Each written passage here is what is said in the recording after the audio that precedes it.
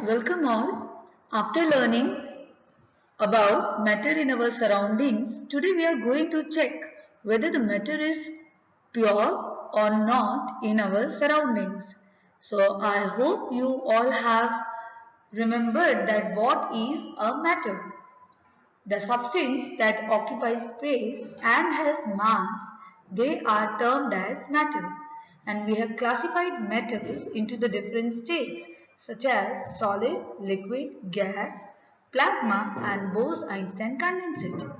Now today we are going to check whether this matter around us is pure or not. Now matter is classified into pure substance and mixture. Now what is pure substance? Pure substance that are existing in nature in the pure form such as element and compound. Now there is the difference in the element. As you can see in the given picture, we have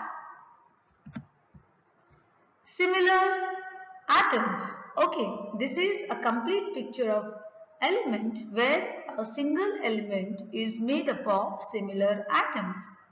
And here is a compound with two or more different elements combines together to form a compound. Next, what is a mixture? Mixture is classified into homogeneous and heterogeneous. Now these all things we are going to study in detail in this chapter. That is how homogeneous mixture is different from the heterogeneous mixture. So again I repeat, matter is classified into pure substance and mixture. Pure substance is classified into element and compound, whereas mixture is classified into homogeneous mixture. So, are these things pure?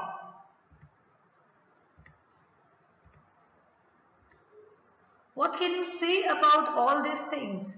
What do you feel? Is these things pure or they are impure? So, in this chapter, we are going to learn about to identify the things that are available in our surrounding is pure or impure. As I told you that pure substance means elements and compounds.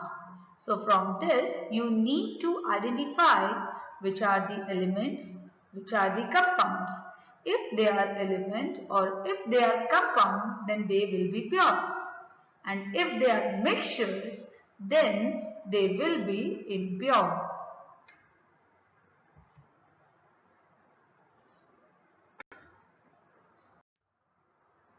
What is a pure substance?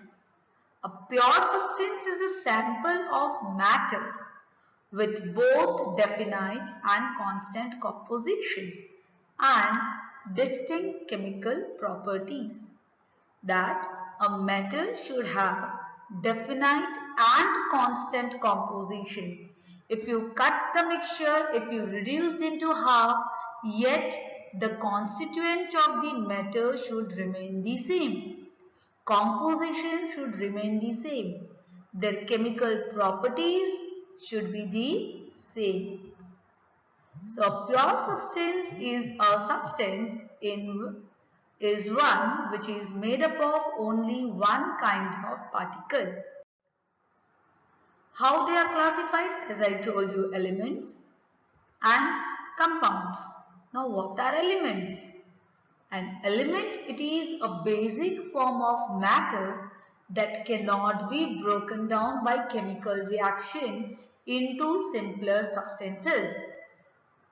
Right, you can take any elements such as hydrogen, helium, lithium, carbon, oxygen, nitrogen.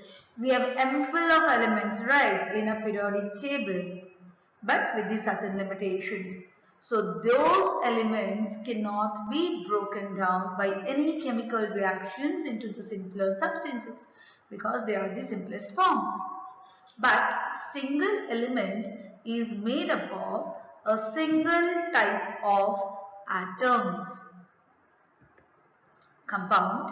It is a substance composed of two or more different types of elements chemically combined in a fixed proportion. Can you give me any example of compounds that we are using it in our daily basis? Yes, water. Water is a compound. Okay, sodium salt, that is the sodium chloride salt that we are using to make our food tasty. So these all are the compounds. Water is a composition of hydrogen and oxygen. But when they react with each other to form water molecules, the properties changes. Hence, it comes up with a new property. So that is called compound.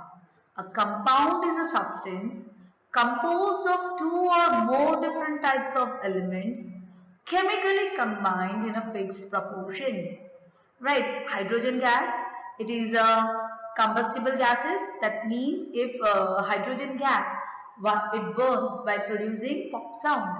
If you bring a burning matchstick near the hydrogen gas, then it will start burning by producing pop sound. Whereas oxygen gas helps in combustion. Okay, oxygen gas helps in burning, that is helps in combustion. But when these two combines together chemically, they get into a new product called water molecules. Now water is utilized to extinguish fire. Water is utilized to extinguish fire. So now you can relate the example with the compound. Now these is the periodic elements, the elements that is been classified in the periodic table. You can see lots of color in the periodic table. In this periodic table, your element is given with its atomic number and its name, and you can see we have 18 groups and 7 different periods in a periodic table. These all you will be learning in detail in your higher grades. Today we are just only going to learn that how elements are classified on the basis of its physical property. So elements can be classified as metals, as you can see this red and yellow, right? Group 1 and group 2, these all are metals. Okay, next, semi-metals, these yellow color diagonal boxes, these all are coming under the semi-metals. Whereas these all green colors, these are the non-metals. Okay, that we are seeing it in our daily life. So this is a metal. Even this blue color are also the metals, but they are little less reactive than this red and this yellow group metals. Okay, this is your semi-metals. Semi-metals, or it is also termed as metalloids, which means either they can act as metals or else they can act as non-metals. And this completely is your non-metals. Do you know we have only 92 elements naturally occurring? Right, only 92 elements are naturally occurring and the rest are man-made. Out of this, only 2 elements are liquid at room temperature. That is mercury and bromine. Your mercury is a metal whereas bromine is a non-metal. Elements like gallium and cesium becomes liquid at a temperature slightly above the room temperature. That means if you keep gallium or cesium in your palm, it will start melting at that particular moment. So we can say the metals have high melting points, exceptional, that is gallium and cesium. Now, these elements combines together to give a rise to a different types of compounds. Now, compounds as well, we have different types. One is ionic compound, or it is also known as electrovalent compound. Second is molecular compounds, or this is also known as covalent compound. Now, how these different types of compounds are produced? When we talk about the ionic compounds, they are formed by transfer of electron. That means by ionic compounds are formed by converting into ions first. That is, suppose this is an element. Okay, let us count the number of electrons they have. 1, 2, 3 and 4. Okay, this element is having 4 electrons. In one shell it is having 1 electron, then 2, 3 and 4. Whereas this element is having 1, 2, 3, 4, 5 and 6. Okay, now what these people are doing, blue is giving its electron to the pink one. They are transferring the transfer of electron. One is giving its electron to the another element, and hence the one who is receiving an electron is termed as an ion. The one who is receiving an electron is an ion, and the one which is giving the electron, it is cation. One which is giving electron is cation. One which is accepting electron is known as an ion. And in this manner, with respect to the transfer of electron, ionic compounds are formed. Next, the compounds can also form by sharing of electron. Can you see here? Purple and green color people, these people are sharing their electron. Purple is sharing with green, green is again sharing its electron with the purple. So they are acquiring octet configuration. Octet configuration is stable configuration, and hence they are known as buddies. That means they have the covalent character. So we have different types of compounds, ionic compounds and molecular compounds. Ionic compounds are formed by the transfer of electrons, whereas molecular compounds are formed by sharing of electrons. Now, what are the characteristics and properties of pure substance? First, they are homogeneous, constant or uniform compositions, fixed melting and boiling points, and they form predictable products. For example, as I told you that when hydrogen and oxygen is combining together, the predictable product is water molecule with respect to its ratio. Even hydrogen and oxygen can combine together to form hydrogen peroxide.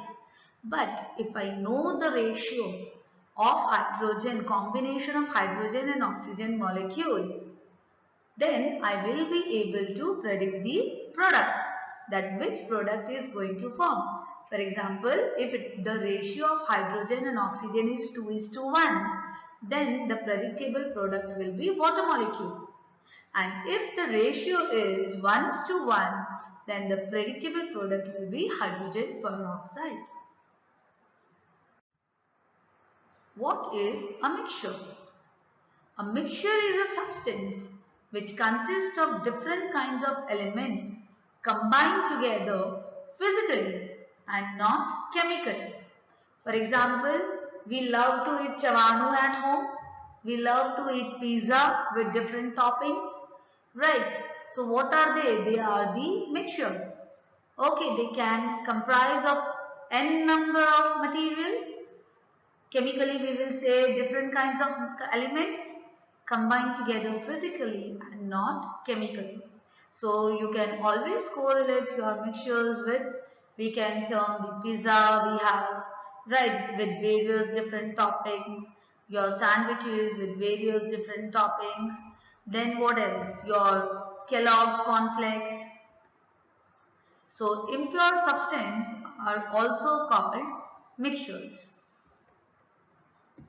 Here is an example of an heterogeneous mixture. a bowl with the milk and the cornflakes with the different colored. So it is a type of heterogeneous mixture. Now heterogeneous mixtures you can easily separate out by taking up. Now what can you say about this? They are the homogeneous mixture, but they are the mixture. A lemonade is a homogeneous mixture. It is a mixture of lemon, sugar and water. Okay, but we cannot separate with the simple method. So your mixture, it can be a liquid mixture, it can be a mixture of solid. If it is a liquid mixture, it can be homogeneous, it can be heterogeneous. Now, if it is homogeneous, we are going to focus one by one in detail. So, your mixture is classified into two different types, liquid and solid. Liquid is homogeneous and heterogeneous. If a homogeneous mixture is there, that means uniform compositions throughout, it gives you a true solution. That is your sugar, salt dissolves in water. Its particle size is less than 1 nanometer. Now when we are talking about the heterogeneous mixture, they are again classified into two different types, that is colloid and suspension. Colloid, you can take the easy example, that is your milk and water. It is an example of colloid. Now when you boil Maggi noodles in water, right, after rinsing your Maggi, just collect the rinsed water, you will find small particles present in it which you won't be able to filter it off. So that is a starch solution. So again, starch solution is an example of colloid. Now suspension, right? The suspensions that we have, suppose mud and water, sand and water, chalk powder in water, we are able to filter them off. So the particle size of suspension is more than 1000 nanometer, whereas size of colloid particle is between 1 nanometer to 1000 nanometer. Then when we are talking about a solid mixtures, that means both are the solid. We are mixing solid and solid. For example, iron powder and sulfur powder. If we mix together, then how we will be able to separate? Simple, by taking magnet. Because iron gets attracted towards the magnet. So we can easily separate them out by magnet. So we do have a solid-solid mixtures as well.